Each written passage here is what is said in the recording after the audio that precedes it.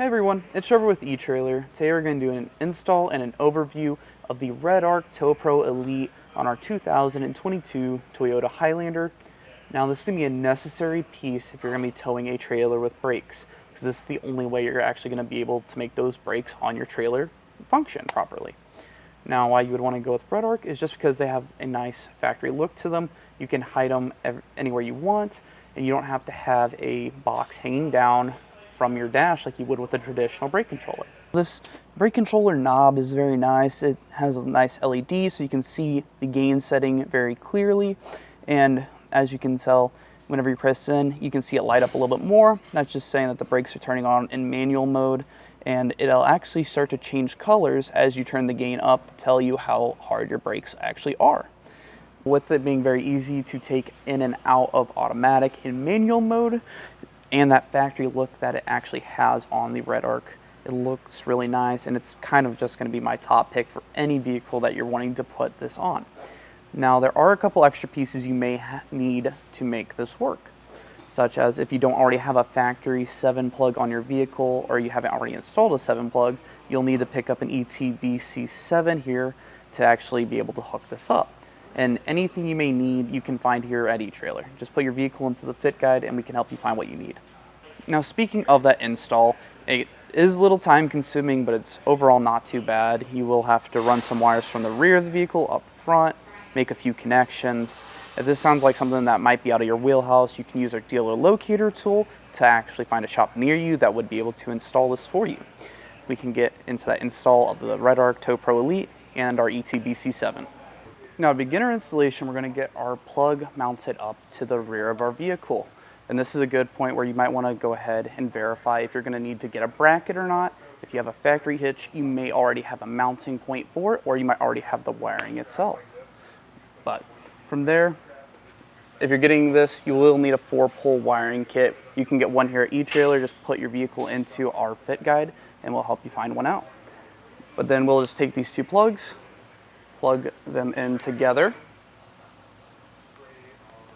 take our butt connectors, and I'm actually going to get rid of these ones here and replace them with some heat shrink butt connectors, which you can get here at Etrailer. Our black wire is going to go to the black wire on the ETBC7, and the blue wire is going to go to the white wire, which is our brake output signal from our brake controller, so we'll have to keep that in mind whenever we're running these. So now we're going to get these heat shrunk.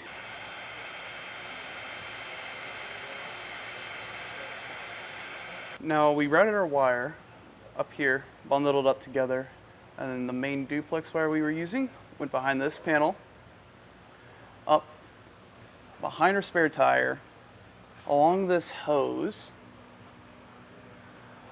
all the way through here, down under this panel. And there's a few 10mm bolts and some push clips you can undo to actually pull this panel down, and then route it all along here. We routed over the top of this bar, and we pushed a pull wire from behind the battery down and pulled this tight so it holds against the side of the frame rail. Now coming back up to the top, you can see I still have my fish wire attached. I just used a 1/4-inch airline tube that we had laying around. You can use a coat hanger, fishing string, whatever you got around the house. I use fishing line plenty of times at home, but you can see how we kind of fished it up. We went over in between these two hard lines here, and there's another one back there, go behind it, and that'll go straight down to where that wire was coming out at, and that'll allow it to hold against the side of the frame rail. And then we just pulled it tight, zip tied it off here so we can find a spot to mount our circuit breakers. So we're choosing to use the shock tower here to mount our circuit breakers because it's got a lot of room with nothing behind it. And you can see in the orientation we have the copper terminals, which is for our battery, facing towards the battery, so it's a little bit easier to run them nice and neatly behind all of this to the positive terminal. And this is going to be the aux, so we're going to end up connecting our black and our white to these two posts. We have a 40 amp, and then the ETBC7 kit also comes with a 30 and a 20 amp circuit breaker. And the 40 amp circuit breaker is always going to be for your 12-volt hot lead on the 7-pole on your vehicle. And the 30 and 20 amp circuit breakers are going to be for your brake controller. and that's going to depend on the maximum current output of your brake controller. If you have an older one or an entry-level one, it might say 15, for example. So you'd want to use the 20 amp in that case. But today, our Tow-Pro Liberty is 25 amps for the maximum current output. So we're going to use a 30 amp circuit breaker for that, and use the included self-tapping screws to get our circuit breakers mounted in place.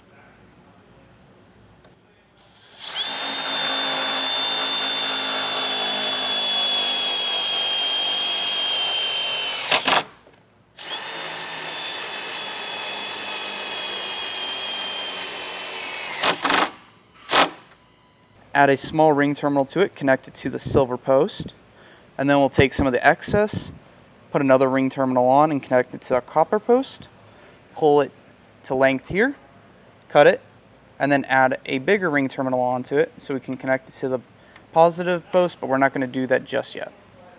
This is how we're going to route our wires inside. We're going to tape the black and white wire to a pull wire. We've already pushed through a grommet in that back corner, and then we can go inside and pull it through. Now we're moving inside the vehicle to get the pull wire pulled through, and if you're having trouble trying to locate where the grommet comes out in the vehicle, you can just follow this side of your trim up, and there'll be a hole with a little bundle of wires coming through, and that's where your grommet's going to be located.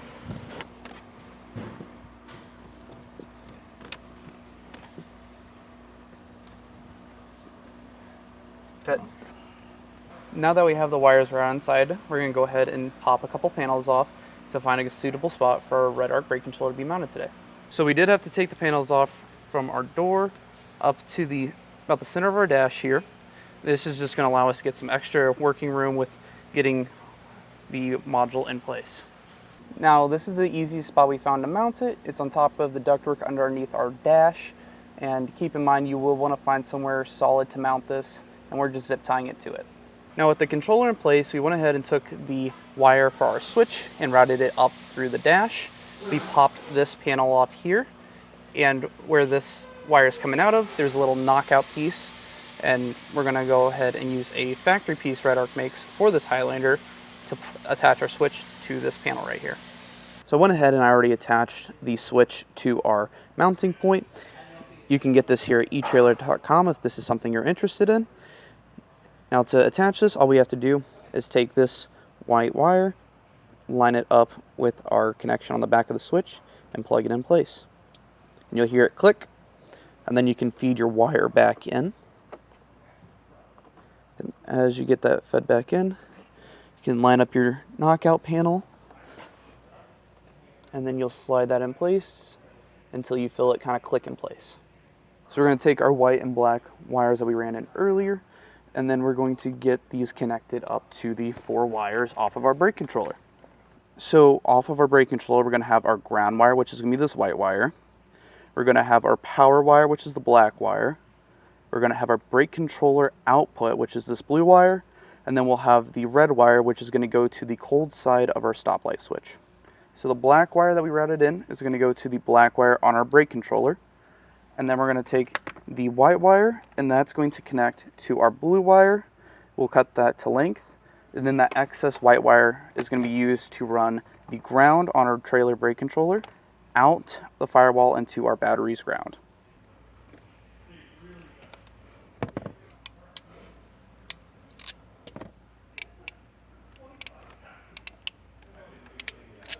So we went ahead and we made the connections for the brake output, the power wire to our trailer brake controller, and then also the ground wire. We did make the connection for the red wire, which is going to be for the stoplight switch, but ours is a little too difficult to work with, so we routed it back to a known source in the back of the vehicle, which was on the tow package. We extended the red wire with this black wire and ran it from the front all the way back to here. We went underneath all the trim, and then we quick spliced it to the red wire on the module that we had installed previously for the 4-pole on this vehicle. Also, once we have everything hooked up, just go back and double check that you have your connectors plugged into the trailer brake controller module box. So now we're back up in the engine bay. We got a couple more steps we got to touch on before we can actually test out and make sure the brake controller is functional. But what we're going to do is take our ground wire and connect that up to the battery So our nut's not going to fully back off, so all we got to do is make a cut onto this terminal so it can slide around the post. And with all those connections made, if you come back to your brake controller, you should see that the knob is now flashing blue and green. That's just saying that it's online and it's ready to be calibrated. Now, speaking of that calibration, all you're going to need to do is, after you get everything hooked up, you will just drive around a little bit, and after you've driven around and pressed on your brake 20 times, the brake controller will actually go solid blue instead of flashing that blue and green color. Well, that was just an overview and an installation of the Redarc Tow-Pro Elite. My name's Trevor, and thank you for watching.